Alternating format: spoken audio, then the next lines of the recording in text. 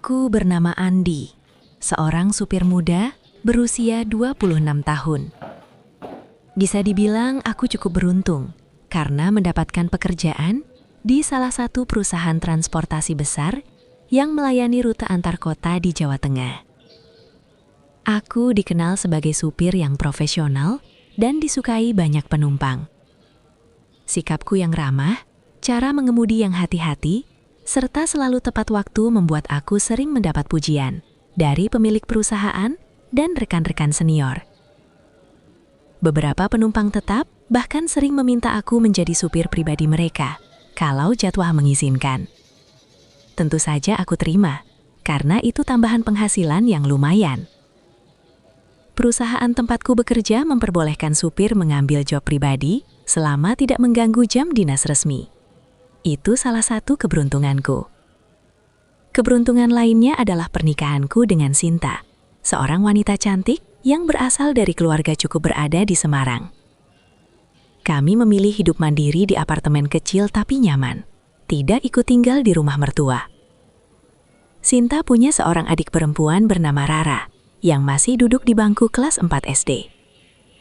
Jarak usia mereka cukup jauh, karena Papa Budi, ayah mertuaku, yang sangat sibuk dengan bisnisnya baru bisa memiliki anak kedua setelah bertahun-tahun. Karena kesibukan Papa Budi yang sering bepergian ke luar kota atau luar negeri, suatu hari Mama Lina meminta tolong padaku untuk menjadi supir pribadi Rara. Tugasnya sederhana, mengantar jemput Rara ke sekolah dan kegiatan ekstrakurikuler lainnya. Aku tentu saja tidak keberatan. Selain bisa membantu keluarga, ini juga peluang tambahan penghasilan. Awalnya semuanya biasa saja. Aku mengantar Rara pagi hari, lalu menjemput siang atau sore. Setelah mengantar Rara, biasanya aku duduk sebentar di ruang tamu rumah mertuaku sambil menunggu waktu jemput berikutnya. Rumah mertuaku berada di perumahan elit pinggiran Semarang. Rumah 2 lantai yang luas, halamannya rapi, dan suasananya tenang. Mama Lina, ibu mertuaku yang berusia 46 tahun, adalah wanita yang sangat pandai menjaga penampilan. Kulitnya terawat, rambutnya selalu rapi, dan ia selalu mengenakan pakaian yang sopan dan tertutup. Bahkan di rumah, ia sering memakai gamis longgar atau daster tebal yang membuatku penasaran apa yang sebenarnya tersembunyi di balik pakaian itu. Tapi aku selalu ingat posisiku sebagai menantu. Aku harus sangat berhati-hati agar tidak membuat suasana menjadi canggung. Hari demi hari, aku mulai mengenal Mama Lina lebih dekat. Ia ternyata sangat suka mengobrol. Setelah mengantar Rara, aku sering diajak ngobrol di ruang tamu sambil minum teh atau kopi. Obrolan kami mulai dari hal ringan, seperti cuaca Semarang yang panas, lalu berlanjut ke topik yang lebih dalam tentang kehidupan, keluarga, dan pekerjaan. Semakin sering kami berbincang, semakin aku kagum dengan keanggunan dan kecerdasan Mama Lina. Ia selalu tenang, bicaranya lembut tapi penuh wibawa. Aku sendiri mulai merasakan ketertarikan yang tak seharusnya.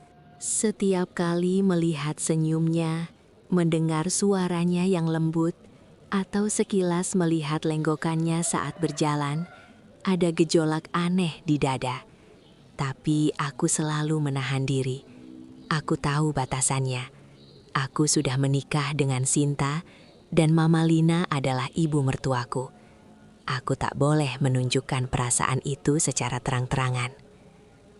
Suatu malam, setelah mengantar Rara pulang dari les, aku kembali ke rumah mertua seperti biasa. Kebetulan Papa Budi sedang ada di rumah.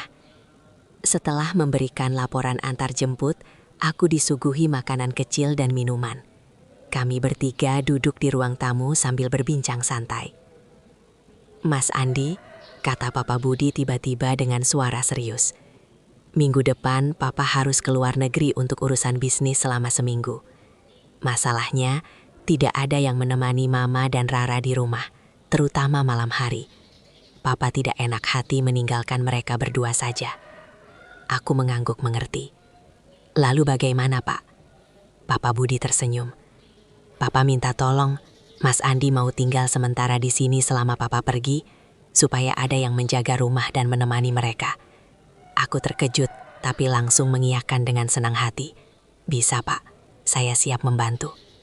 Malam itu, saat pulang ke apartemen, aku ceritakan semuanya pada Sinta. Yang membuatku semakin terkejut, Sinta juga mendapat tugas dari kantornya untuk keluar kota selama 5 hari di minggu yang sama. Wah, kebetulan sekali, Mas, seru Sinta riang. Kebetulan bagaimana? Tanyaku heran. Ya, daripada Mas tidur sendirian di apartemen, mending tinggal di rumah Mama sekalian nemenin mereka. Aku juga lagi pergi, jadi pas banget. Aku hanya bisa tersenyum sambil bergumam dalam hati. Pucuk dicinta, ulam pun tiba. Malam itu aku tak bisa tidur nyenyak. Pikiranku melayang-layang membayangkan kesempatan yang akan datang. Selama seminggu penuh di rumah Mama Lina, tanpa Papa Budi dan tanpa Sinta. Kesempatan untuk lebih dekat dengan Mama Lina yang selama ini hanya bisa aku kagumi dari kejauhan. Aku berharap bisa memanfaatkan waktu itu sebaik mungkin, meski aku masih berusaha menahan diri agar tidak terlalu nekat. Akhirnya minggu itu tiba. Minggu malam pukul 10:30, aku tiba di pekarangan rumah Mama Lina. Suasana perumahan elit itu cukup sepi. Hanya sesekali terdengar suara anjing menggonggong dari kejauhan. Aku memarkir mobil, mengunci pagar rapat-rapat seperti yang sudah diinstruksikan, lalu mengetuk pintu rumah. Tak ada jawaban di ketukan pertama. Aku ketuk lagi beberapa kali. Hatiku mulai was-was. Baru pada ketukan ketiga terdengar suara Mama Lina dari dalam. "Sebentar ya, Mas." Pintu terbuka. Aku melihat Mama Lina berdiri di ambang pintu dengan penampilan yang membuatku hampir menelan ludah. Ia baru saja selesai mandi, mengenakan daster rumah tipis berwarna lembut yang sedikit menempel di tubuhnya karena masih agak basah. Aroma sabun mandi floral yang harum langsung menyeruak ke hidungku. Rambutnya yang biasanya tertutup hijab, kali ini tergerai lembut, masih sedikit lembab. "Silahkan masuk, Mas," katanya dengan senyum ramah. Aku melangkah masuk. Saat melewatinya, aroma harum itu semakin kuat. Aku tak bisa menahan diri untuk tidak menoleh sebentar ke belakang saat Mama Lina mengunci pintu. Pemandangan dari belakang membuat jantungku berdegup lebih kencang. "Maaf ya, Mas, tadi lama nunggu. Mama baru selesai mandi," ujarnya sambil tersenyum. "Tidak apa-apa, Ma," jawabku sambil berusaha menjaga suara tetap tenang. Mama Lina lalu pamit ke lantai atas untuk ganti pakaian. Aku duduk di sofa ruang tamu, berusaha mengalihkan pikiran dengan membalik-balik majalah yang ada di meja. Tak lama kemudian Mama Lina turun. Kali ini ia mengenakan pakaian tidur berwarna soft pink yang longgar, tapi tetap menampilkan keanggunan yang membuatku sulit mengalihkan pandangan. Rambutnya tergerai tanpa hijab, membuat wajahnya terlihat lebih lembut. Ia membawa 2 gelas sirup dingin dan meletakkannya di meja. Saat membungkuk, pandanganku tanpa sengaja menangkap bayangan indah yang membuat bulu kudukku merinding. "Silahkan diminum, Mas," katanya sambil duduk berhadapan denganku. "Terima kasih, Ma." Kami pun mulai mengobrol, dari obrolan ringan hingga yang lebih pribadi. Mama Lina bertanya tentang pekerjaanku, tentang Sinta, dan akhirnya menyentuh topik yang cukup sensitif. "Sudah ada tanda-tanda Sinta mau kasih cucu untuk Mama belum, Mas?" tanyanya sambil menatapku serius. "Belum, Ma," jawabku pelan. "Kami sudah berusaha, tapi entah kenapa belum berhasil juga." Mama Lina mengangguk pelan. "Jangan lama-lama ya, Mas. Atau jangan-jangan caranya ada yang kurang tepat?" Pertanyaan itu menggantung di udara. Aku terdiam, tak tahu harus menjawab apa. Obrolan kami berlanjut hingga larut. Tapi pikiranku sudah tak lagi sepenuhnya di sana. Malam itu, untuk pertama kalinya, aku benar-benar merasakan bahwa kesempatan besar sedang terbuka di depan mata. Setelah obrolan panjang, Mama Lina mengantarku ke kamar tamu di lantai atas. "Ini kamarnya, Mas. Semoga nyaman ya," katanya dengan senyum manis. "Terima kasih, Ma. Selamat malam." Mama Lina meninggalkanku dan masuk ke kamarnya sendiri. Aku turun lagi ke ruang tamu untuk menonton TV sebentar. Jam sudah menunjukkan pukul 2 dini hari saat aku naik kembali ke lantai atas. Saat melewati kamar Mama Lina, aku melihat pintunya tidak tertutup rapat. Ada celah kecil yang mengundang rasa penasaran. Dengan hati berdegup, aku pelan-pelan mendorong pintu itu sedikit lebih lebar. Mama Lina sedang tidur nyenyak menghadap ke arah pintu. Cahaya temaram dari lampu tidur membuat siluet tubuhnya terlihat jelas di balik selimut tipis. Aku berdiri di ambang pintu cukup lama. Hanya menatapnya dengan perasaan yang campur aduk, antara kagum, rindu, dan hasrat yang mulai sulit dibendung. Akhirnya aku menutup pintu pelan-pelan dan masuk ke kamarku sendiri. Sebelum tidur, bayangan Mama Lina terus berputar di pikiranku. Malam pertama ini belum ada yang spektakuler. Tapi aku tahu, masih ada 6 malam lagi di rumah ini. Dan aku bertekad untuk tidak menyia-nyiakan kesempatan itu. Malam pertama di rumah Mama Lina berlalu dengan tenang. Tapi pikiranku tidak bisa diam. Aku terbangun pagi harinya dengan semangat yang berbeda. Saat turun ke ruang makan, Mama Lina sudah menunggu dengan 2 cangkir teh hangat di meja. Ia masih mengenakan pakaian tidur pink lembut yang longgar, rambutnya tergerai alami. Senyumnya pagi itu terasa lebih hangat dari biasanya. "Kamu tidur nyenyak, Mas?" tanyanya sambil menyodorkan teh. "Nyenyak sekali, Ma. Terima kasih," jawabku sambil duduk di hadapannya. Kami minum teh sambil mengobrol ringan tentang rencana hari itu. Rara sudah bangun dan sibuk dengan buku gambarnya. Setelah sarapan, aku mengantar Rara ke sekolah seperti biasa. Sepulangnya, aku kembali ke rumah dan langsung disambut Mama Lina dengan senyum ramah. Kami duduk di ruang tamu berbincang tentang banyak hal. Semakin lama, obrolan kami semakin nyaman dan terbuka. Malam kedua tiba. Seperti malam sebelumnya, aku mengunci pagar rumah dengan rapat setelah pulang mengantar Rara dari les tambahan. Saat pintu rumah terbuka, Mama Lina sudah berdiri di sana mengenakan daster rumah yang tipis dan harum aroma parfum lembutnya masih tercium. Ia tersenyum manis dan mempersilahkan aku masuk. "Kamu mau minum dulu, Mas? Mama sudah siapkan sirup dingin," katanya. Kami duduk berdua di sofa ruang tamu, mengobrol ngalor ngidul sampai larut. Jam dinding menunjukkan pukul 11.30 malam ketika Mama Lina menguap kecil. "Mas Anton, Mama mau tidur dulu ya." "Kamu kalau mau nonton TV, silahkan saja di ruang tamu," ujarnya sambil berdiri. "Oke, Ma, selamat malam," balasku. Mama Lina berjalan menaiki tangga. Aku memperhatikan lengkokannya hingga hilang dari pandangan. Aku masih duduk di ruang tamu menonton TV sendirian. Suasana rumah terasa sangat sepi. Tiba-tiba, sekitar pukul 12.30 malam, aku mendengar langkah kaki di tangga. Mama Lina turun sebentar ke dapur, mungkin untuk minum air. Saat ia naik kembali, tiba-tiba terdengar jeritan kecil. "Aduh!" Aku langsung berlari ke arah tangga. Mama Lina terjatuh di anak tangga tengah. Tangannya memegang pergelangan kaki kirinya. Wajahnya berkerut menahan sakit.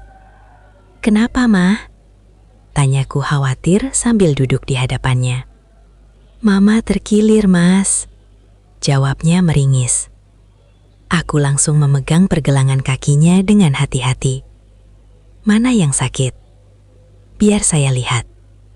Dengan pengalaman sedikit dari masa pramuka dulu, aku mulai memijat dan mengurut pelan daerah yang sakit. Mama Lina sesekali menjerit kecil karena kesakitan, tapi ia membiarkan aku terus memijat. Aku mengurut dari pergelangan, naik ke betis, lalu turun lagi ke jari-jari kakinya. Dengan gerakan pelan dan telaten. "Masih sakit, Ma?" tanyaku. "Sudah agak berkurang," sahutnya pelan.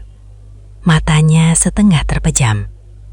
Aku terus mengurut dengan lebih lembut. Semakin lama, suasana di tangga itu terasa semakin hangat. Mama Lina tidak menunjukkan tanda-tanda protes. Malah, ia terlihat semakin rileks. Aku memberanikan diri untuk melanjutkan pijatan ke bagian lain yang mungkin tegang. "Tolong pijit bahu Mama juga, Mas," pintanya tiba-tiba dengan suara lembut.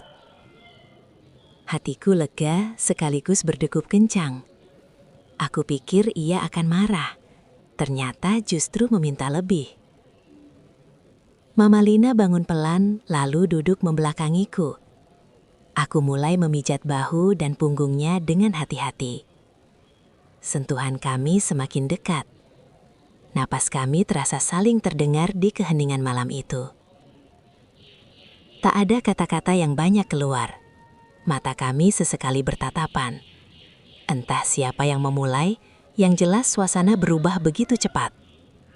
Kami berdua terbawa arus perasaan yang sudah lama tertahan. Tubuh kami saling mendekat dalam kehangatan yang tak terduga. Semua batasan seolah meleleh dalam momen itu.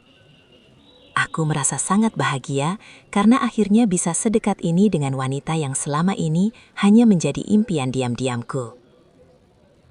Hampir 1 jam berlalu dalam keintiman yang penuh kelembutan. Akhirnya kami berdua terbaring lelah tapi lega di kamar Mama Lina.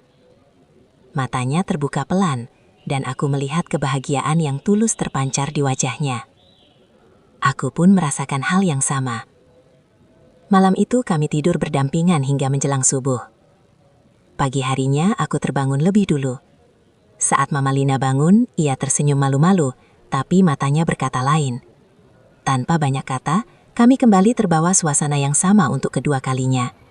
Kali ini lebih tenang, lebih lama, dan penuh rasa saling menghargai. Setelah itu, saat aku turun ke bawah, sudah tersedia 2 cangkir teh hangat di meja. Kami minum bersama dalam diam yang nyaman. Sebelum aku pulang mengantar Rara, Mama Lina berdiri di depan pintu dan memberikan pelukan singkat yang penuh arti. "Datang lagi malam ini ya, Mas," bisiknya pelan. Aku mengangguk sambil tersenyum penuh arti. "Pasti, Ma." Malam-malam berikutnya, selama Papa Budi dan Sinta masih di luar kota, kami memanfaatkan waktu sebaik mungkin. Aku tidak lagi tidur di kamar tamu. Setiap malam aku menemani Mama Lina di kamarnya. Kami saling memberikan kehangatan yang selama ini kurang mereka dapatkan dari pasangan masing-masing. Mama Lina bahkan mengaku bahwa ia sengaja berpura-pura jatuh di tangga malam itu untuk mendekatkanku. Sebenarnya, Mama sudah lama merasa kesepian, Mas. Suami Mama terlalu sibuk dengan pekerjaan. Katanya suatu malam sambil bersandar di bahuku. Aku mengerti. Aku pun merasakan hal yang sama dengan kesibukan Sinta. Kami berdua menemukan pelipur lara satu sama lain. Selama 5 malam itu, kami menikmati kebersamaan dalam berbagai suasana. Kadang di kamar, kadang di kamar mandi saat mandi malam bersama. Semua dilakukan dengan penuh kelembutan dan saling pengertian. Mama Lina terlihat jauh lebih ceria dan bahagia. Aku sendiri merasa hidupku lebih berwarna. Malam terakhir sebelum Papa Budi pulang dari luar negeri tiba. Kami berdua tahu waktu kami terbatas. Sepanjang malam itu, Mama Lina dan aku menghabiskan waktu bersama dengan penuh semangat. Kami tidak ingin menyia-nyiakan 1 detik pun.